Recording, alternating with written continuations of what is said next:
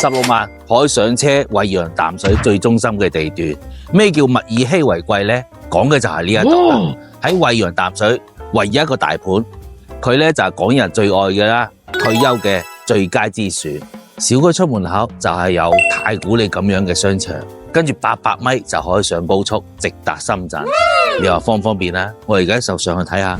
OK， 而家睇呢套係1600尺嘅單位，跟住咧就4房2廳2衛嘅。首先見到個到頂嘅鞋櫃係家父標準嘅，呢一度係預留咗一個位置可以做個吧台啦，飲下啤酒啊，飲下紅酒都係唔錯嘅。成個客廳開間4米幾，唔錯嘅豪客啊！廳出露台，嚟到露台部分。最犀利係咩啊？成8米嘅長度啊！咁樣嘅長度可以睇到一線嘅河景。你話咁嘅生活正唔正啊？喺露台部分望出去右手邊咧，就見到一個淡水嘅長城。仲有啊，今晚我仲可以拍埋個夜景俾大家睇下呢度嘅人物氣息。嚟到餐客廳呢個位置啦，唔係講錯嚇，係餐廳部分獨立嘅喎。入到嚟裏邊 U 字型嘅廚房設計。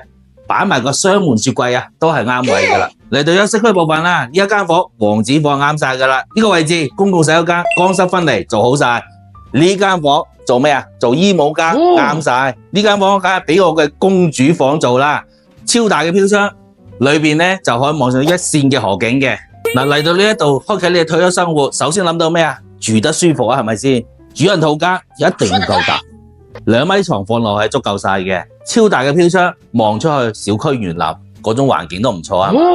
嗰邊個洗手間位置乾濕分離都幫佢配埋好噶啦。日頭睇晒呢一套樓盤啦，係咪先？我哋今晚再睇埋呢一度嘅人文氣息啊。OK， 日頭睇晒成套樓盤啦，夜晚我帶大家睇下呢一度嘅配套同埋人文氣息。